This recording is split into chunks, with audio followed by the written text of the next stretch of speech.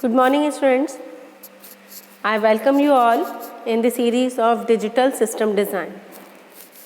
Today, I'll discuss various design issues and timing considerations considered in VHDL language. In this context, we will handle issues concerning digital systems having multiple clocks or external inputs from the environment that directly feed the digital circuit.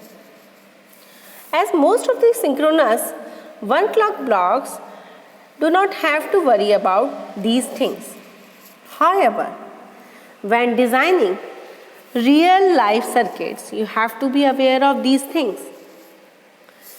Clocking errors, which are generated in flip-flop counters and various clock-related circuits, are extremely hard to detect. So you should avoid them in first place with thorough reasoning. A tricky issue is when even major vendors in the business have released application notes on clock domains crossing that fail. Now we will discuss the various timing aspects of digital circuits. In combination systems, steady state is what? Steady state is something when signal has reached a stable state, a stable value. It is modeled by Boolean algebra. Before reaching to the steady state, a digital system went into a transient period where signal may fluctuate and it is not having any simple model. So, it will cause a propagation delay, which is actually a time to reach the steady state. Because of all this, hazards may occur in the digital circuits. Hazards are what? Hazards are the fluctuations occurring during the transient period. Now, what are hazards and how many types are they? Hazards are of two types, static hazards and dynamic hazards. What are static hazards? Static hazards are the glitches when the signal should be stable. Whereas dynamic hazard is actually again a glitch but in transitions. Means whenever it goes into a stable state, before that it changes from 0 to 1, then 1 to 0, then 0 to 1, then 1 to 0. Means many a times it got changed. Whereas in static hazard, just one time, single time, it will change and reach to the stable state. This is what the static hazard. So both of these will be caused by a multiple converging path of an output port. This was the hazard. Now look at this circuit. This is an example of static hazard. In this example, I am taking a circuit implementation of this Boolean function a b bar plus bc. Here a b bar is what? It is implemented by a AND gate and a NOT gate. Here this AND gate will be multiplying a into b bar, whereas b bar is generated by a NOT gate. Here, this NOT gate will become a cause of static hazard. Let's suppose in the starting, A and C both are input as 1 and B is changing from 1 to 0. In that case, what will happen? Before that case, we will make a K-map here. AB bar plus BC is filled by this. Here, 4 entries will be there. One pair for AB bar and another pair for BC. Now, what will happen when B is changed from 1 to 0? Here, lower branch BC has a smaller delay than the upper, that means A bar B naught. Now, whenever one is changing from 1 to 0, then a NOT gate will get changed from 0 to 1. with certain delay. But this change in 1 to 0 will instantly imply on the AND gate.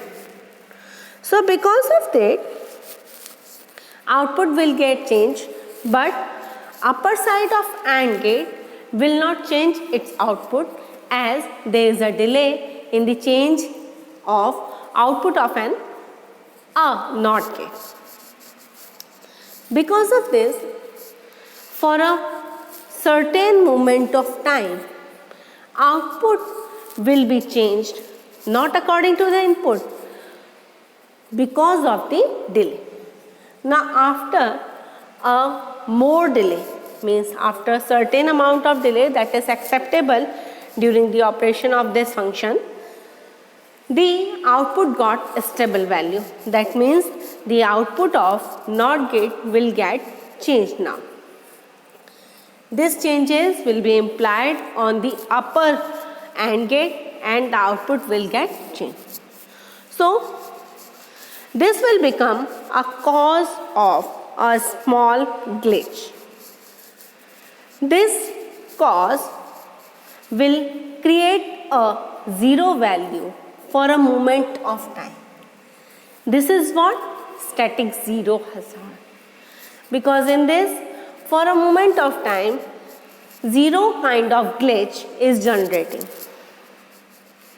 Now, if we talk about the dynamic hazard, this circuit, look, this circuit shows a dynamic hazard. In this, I am considering A and C both are values at the 1 value and D I am considering at 0, but B is changing from 1 to 0. Here, because of change in 1 to 0 value of B, the NOT gate will not immediately change its output because of delay. It will give the proper output after certain delay. Because of this delay, the output of both the AND gate will be generated after more delay. So because of this, final output will not be certain for that much time of delay. So just because of delay, we are getting the dynamic hazard. See, you can see, check the waveform. Here B is changing from 1 to 0. Because of this, the function value is generating a glitch as in the previous example, but here it is generating 2 times glitches. This is what? This is known as dynamic hazard. Now, what are synchronous paradigm to handle hazards? Means how to handle these glitches. Should we ignore?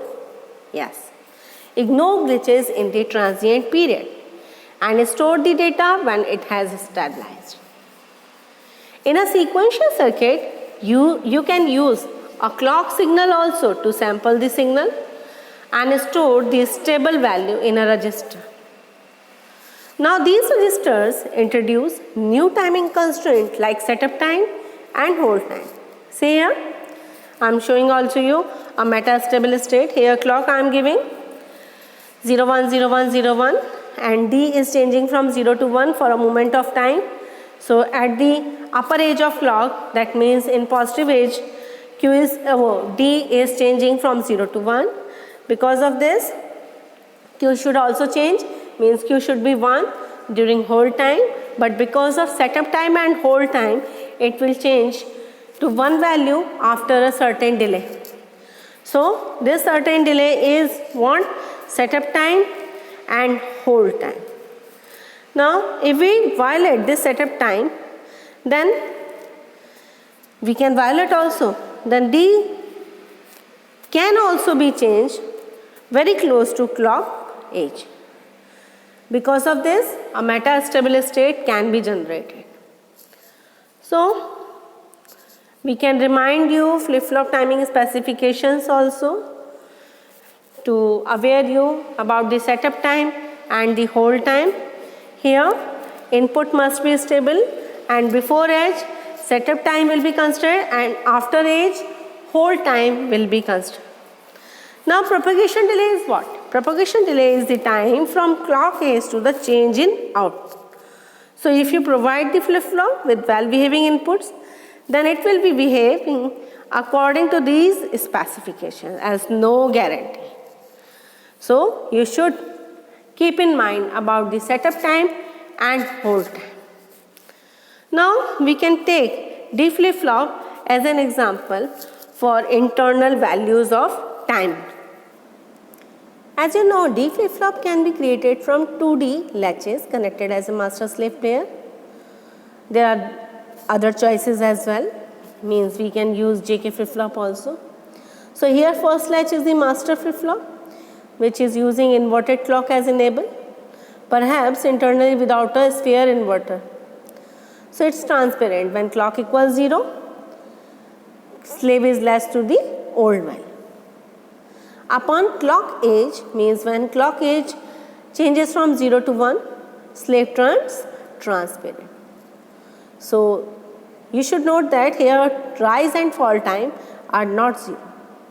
So if D changes near edge, then new value may pass through the master's latch, at least partially, and immediate voltage level goes to transparent slave and something comes out. So this leads to D flip-flop setup and hold constraint. Now, if we redraw ball metaphor for flip-flop, then we can see here as new value arise before clock edge and gets stored in D flip-flop. So what will be dropped? Ball will be dropped and value of D changes. Now if new value arise after clock edge, then Q doesn't change. And if new value violates setup and hold time, then ball balances on the top of the hill and goes randomly to left or right. Means output is first metastable and violates T equivalent. So outcome is obvious if the D doesn't change near clock edge, and output is always obvious if ball is not dropped accurately on the middle of the hilltop. Now what is the condition of metastability? Most digital systems have asynchronous inputs, means keyboard input on the computer, sensor on a TIC, card insertion on ATM. And what about asynchronous? Asynchronous input changes at unpredictable times. So can change during clock transition, which cause metastability. So output of a metastable flip-flop can oscillate or remain at intermediate value, which leads to unpredictable behavior in other flip-flop, as we have seen with the ball. Here metastability usually ends quickly, but no definite time limit. So circuit failures due to metastability are unavoidable. However, systems can be designed to make failure rare. Now what are synchronizers? Synchronizers are used to isolate metastable signals until they are probably safe. So if clock period is long enough, failure probability is small and expected time between failure will become large. So mean time between failure will be alpha t upon t naught into e raised to power t upon t, where t is what? T is clock period, alpha is the average time between asynchronous input changes, and here t, small t and t0 are the parameters of flip-flop being used. So what are clock skew? This you know. In circuit designs, clock skew is the phenomena in synchronous circuits in which clock signal arrives at different component at different times. See here clock signal is arriving at flip-flop 0 and flip-flop 1, but if what happens if both are arriving at different time? Because the length, means the time to reach, is different because of the length of the wire. Here at time t0 it is reaching at flip-flop 0. At time t0 plus t1 it is reaching at flip-flop 2, and for flip-flop 1 it has to cross t0 plus t1 plus t2. Oof. This is gonna be typical for a synchronous circuit, because in synchronous circuit we usually assumes that the clock is arriving at all the inputs equal time. So the spatial variation in arrival time of a clock transition on an integrated circuit is commonly referred to as clock skew, which is caused by what? Caused by static path length mismatch in the clock load, and by definition skew is constant from cycle to cycle. That is, if in one cycle clock 2 lagged clock 1 by delta, then the next cycle it will lag it by the same amount. So there are three types of clock skew: positive, negative and zero clock skew. It depends on delta value. If it is greater than 0, then it will be positive. For less than 0, it will be negative, and for zero value of delta, it will be zero clock skew. This is the timing diagram which is showing negative and positive clock skew. For further reference, you can take the help. So for now, thank you.